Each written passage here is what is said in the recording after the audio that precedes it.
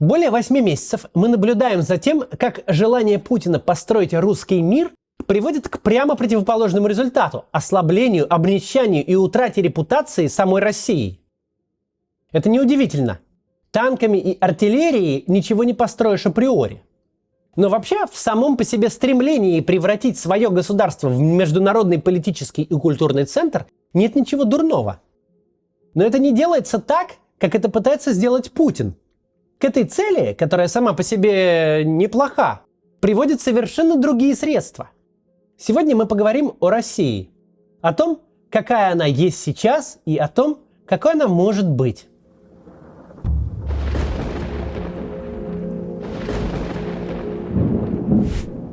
В истории путинской России было как минимум два ярких события, когда наша страна по-настоящему пыталась понравиться всему миру. И Западу в том числе. Это Сочинская Олимпиада 2014 года и особенно чемпионат мира по футболу 2018. На несколько недель Россия становилась лучшей версией самой себя. Комфортной и гостеприимной страной. Даже полицейские из угрюмых мизантропов превращались в людей, с которыми приятно сфотографироваться на память. Но одно дело казаться кем-то, и совсем другое дело кем-то по-настоящему быть. Да, можно хорошо постараться и произвести отличное впечатление при первой и даже при второй встрече. Однако без подлинной работы над собой, без настоящего саморазвития не получается долго из себя что-то изображать. В 2018 году мы увидели, какой наша страна могла бы быть. Но праздник спорта закончился, и когда одноразовое благоустройство российских городов облезло, вновь явственно проступило реальное лицо нашего государства. Как бы банально это ни звучало, путинская Россия просто непривлекательна. Она не привлекательна ни для собственных граждан, ни для наших соседей по планете. И очень странно удивляться, что когда российский президент предлагает какое-нибудь объединение, ну или тем более, когда российская армия вторгается в соседнюю страну, то она встречает всенародное сопротивление. Люди в прямом смысле слова готовы костьми лечь, чтобы не пустить к себе путинский русский мир.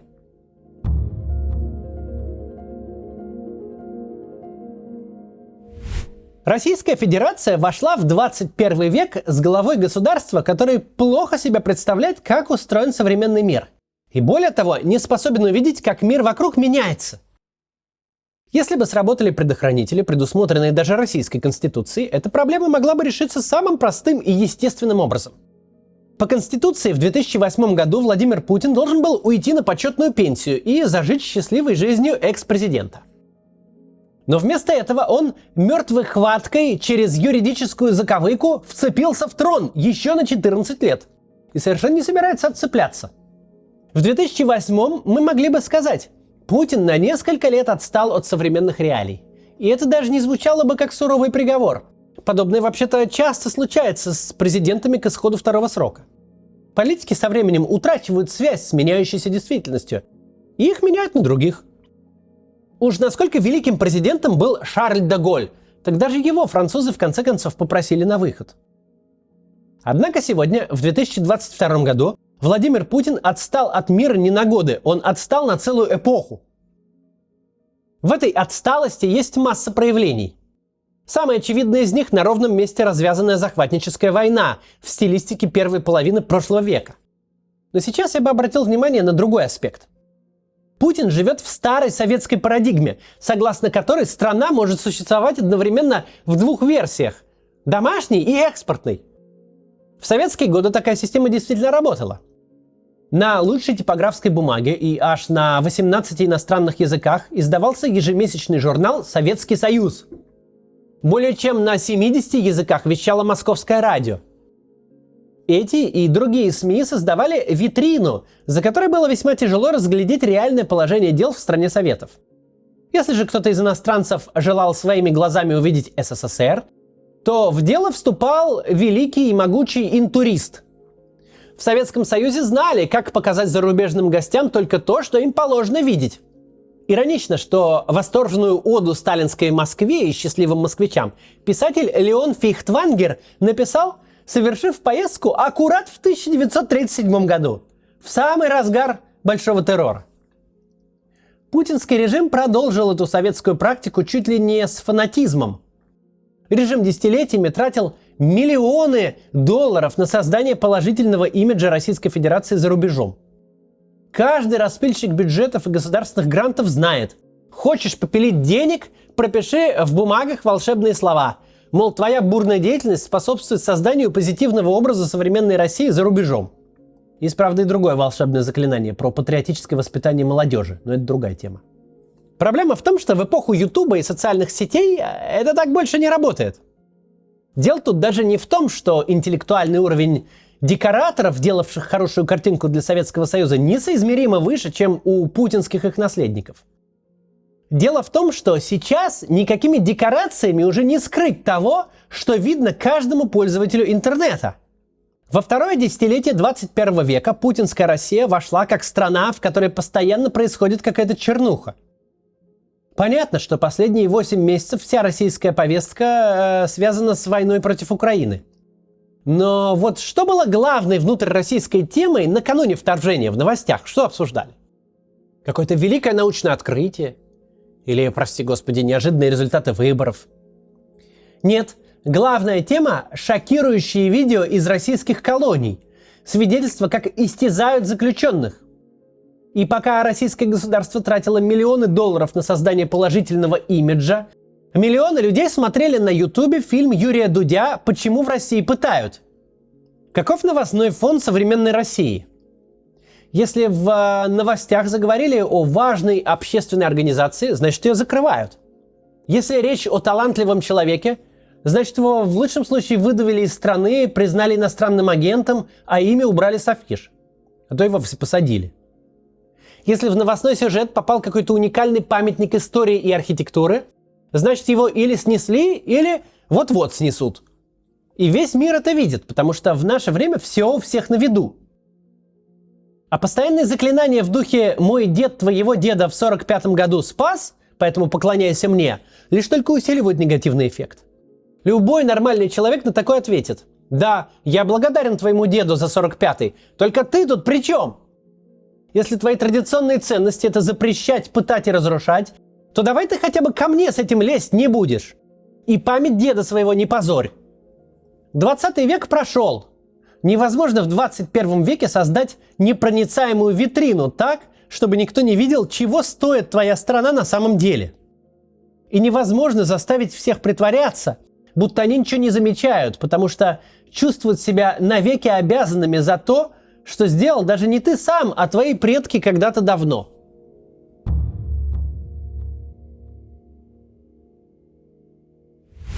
Есть одно интуитивно понятное правило. Если действительно хочешь по-настоящему понравиться кому-то, то займись не кем-то, а самим собой. А для этого не пытайся казаться лучшей версией себя, а стань ею. Россия – это страна с невероятным потенциалом. Она способна быть одновременно и естественным центром русскоязычного пространства, и важнейшим мостом между Западом и Востоком. Но наша страна никогда не станет ни тем, ни другим, пока не сконцентрируется на собственных проблемах и не начнет их решать. 20 лет руководству Российской Федерации было интересно все, что угодно, но только не сама Российская Федерация. Интересно, например, Украину изучать под микроскопом. Далеко не каждый украинец знает, кто вообще такие Олег Тягнебок и Ирина Фарион. Зато для российских дипломатов и пропагандистов они как родные. Те готовы записывать каждое слово за этими украинскими спикерами. Нам очень важно, чем и почему Китай пригрозил Литве. Очень важно, когда, в каком месте почесался американский президент. Неделю обсуждать будем. А в собственной стране детей в раздолбанном пазике часами везут по бездорожью в единственную на несколько деревень школу, и туалет в этой школе на улице. В районных центрах закрываются родильные дома, и все это под болтовню о семейных ценностях. Вместо поиска русской национальной идеи пора бы уже прийти к мысли, что России стоит заняться Россией. Сегодня нет никакого иного способа стать сильным игроком на международной арене и центром притяжения, кроме как обустроить жизнь своих граждан. В тот момент, когда граждане России получат одну из лучших в мире систем образования, когда МГУ и СПбГУ станут перечислять через запятую с Оксфордом и Кембриджем и Елем, появится немало людей из-за рубежа, желающих учиться в России. Для тех, кто уже владеет русским языком, а таких людей в мире около 250 миллионов, это будет естественным стремлением. А многие захотят выучить русский язык с нуля. Когда жителю каждого российского города захочется гулять по улицам своей малой родины, а не закрываться у себя в квартире и не прятаться от всеобщей разрухи в торговом центре, вот тогда гулять по российским городам захотят и зарубежные туристы. Не потому, что раз в несколько лет России выпало принимать какой-то чемпионат, а просто потому, что в России есть что посмотреть. Не вся еще природа испорчена, не все достопримечательности посносили. А что испорчено или снесено, можно и нужно рекультивировать и реконструировать. В России может быть передовая медицина. Даже в нынешних условиях иногда проскальзывают новости об уникальных операциях и чудесном возвращении людям утраченного здоровья.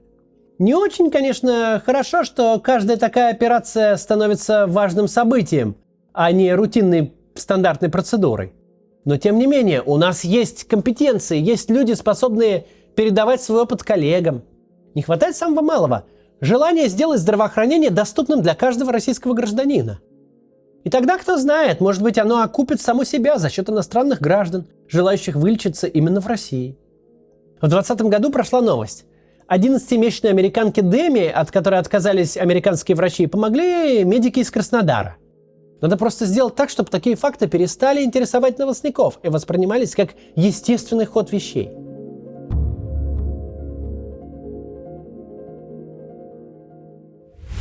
У нашей страны был уникальный исторический шанс в начале 2000-х, когда сошлись все звезды, какие только могли сойтись. Тяжелый трансформационный кризис позади, а впереди сверхдоходы от продажи ресурсов. Вокруг ни одного значимого врага, лишь очередь из инвесторов, желающих вложиться в быстро растущую экономику. Внутри образованный и креативный народ, которому нужно было просто не мешать создавать российских конкурентов Гугла и Фейсбука, востребованный во всем мире компьютерный софт и много чего еще полезного и интересного. Речь даже не о том, что нужно было создавать для креативного класса, научной и культурной интеллигенции какие-то специальные условия. Это все было бы совсем здорово, но по большому счету россиянину просто главное не мешать. Не душить проверками, не загонять в лабиринты бюрократии, не вымогать откаты и не писать законы так, чтобы всякий предприимчивый человек заведомо ходил под статьей. Тогда россиянин все сделает сам. Да еще и кучу налогов выплатит. А государству есть чем заняться на эти налоги. Школы, больницы и дороги, полиция, пожарные, служба газа, пенсии, пособия, стипендии, троллейбусы, трамваи и электрички. Если государственному мужу интересно всем этим заниматься, добро пожаловать на выборы или в правительство. Если же он хочет восстанавливать историческую справедливость, то пора на пенсию. Тут тебе и литература по альтернативной истории, и десятки видов стратегий для компьютера.